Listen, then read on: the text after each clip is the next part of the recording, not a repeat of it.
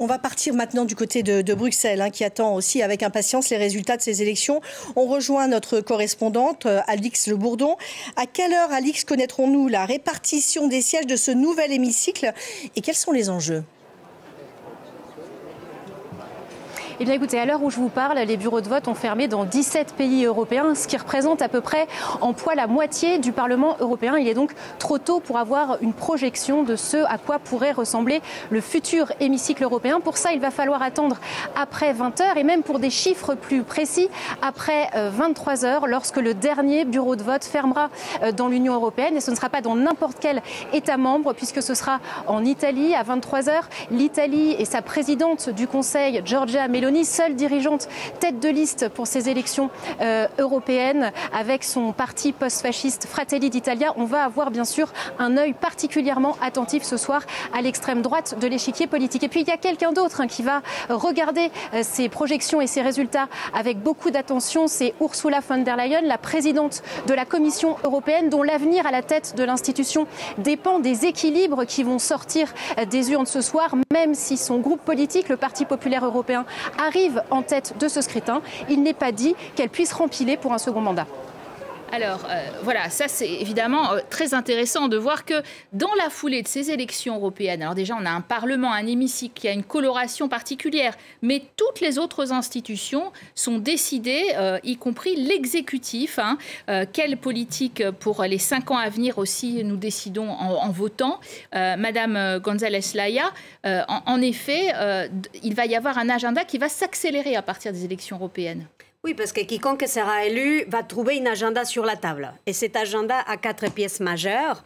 D'abord, tous les domaines où l'Europe doit s'intégrer davantage pour pouvoir être compétitive et protéger les citoyens. L'énergie, le digital, la défense ou les marchés des capitaux. Numéro 2, il va trouver l'agenda verte, parce que ce n'est pas terminé. Et il faut savoir si on va avancer, on reste là ou on recule. Un G majeur. On va trouver l'élargissement de l'Union européenne. Dont il y a un grand intérêt vu ce qui se passe en Ukraine. Et on va retrouver des questions liées à la démocratie et à l'état des droits en Europe. Donc, quiconque arrivera va trouver ces sujets, mais évidemment, si on garde cette consensus des 4 grandes forces politiques en Europe. Alors, qui ont fait le Parti populaire européen, les socialistes chrétiens et démocrates, sociodémocrates, libéraux-verts, s'ils arrivent à garder quand même la majorité au Parlement européen, on sait à peu près ce qu'on peut faire. Il y a quand même des sujets qui fâchent entre eux.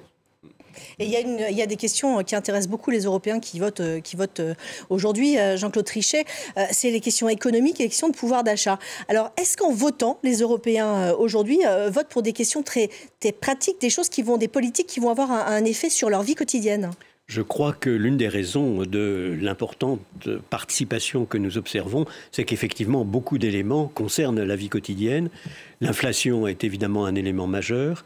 Je dois dire que de ce point de vue, la Banque centrale européenne me paraît avoir fait du bon travail, compte tenu du défi qui était posé, surtout quand on compare aux États-Unis, par exemple. Donc on a là un élément très positif. Je note en passant que l'euro était très peu, soutenu par l'opinion publique allemande, française, espagnole, etc. au départ, et que maintenant elle est massivement soutenue. Même plus en Allemagne encore que dans certains autres pays, mais enfin, dans tous les cas, c'est plus des 2/3. Donc c'est très remarquable, et ça montre à quel point, quand l'Europe avance sur un point, effectivement, elle convainc.